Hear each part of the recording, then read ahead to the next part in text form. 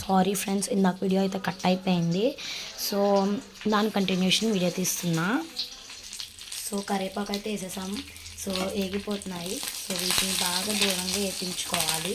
So ఈ మీద పడుతున్నాయి ఫ్రెండ్స్. సో వీటిని అయితే బాగా కడిగేసి ఇందులో వేసి వేపేస్తున్నా. వేపేసి ఒక గిన్నెలో తీసుకుందాం. బాగా కరకరలాడేలాగా వేపుకోవాలి. సో ఇవైతే ఏగుతున్నాయి, మనం కొంచెం సైలెంట్గా ఉండాలి. ఇప్పుడైతే పర్ఫెక్ట్గా ఏగాయి ఫ్రెండ్స్. అందుకే దీన్ని ఒక చిన్న ప్లేట్లోకి తీసేసుకోవచ్చు. సో ఇలా కరకరలాడిలా వేపేసుకున్నాము. నెక్స్ట్ ఇప్పుడైతే ఆ ఆయిల్లోనే మనం కోడిగుడ్డుని ఫ్రై చేసుకుందాం చితగొట్టుకుని. దీని అయితే పక్కన పెట్టేసుకోవచ్చు.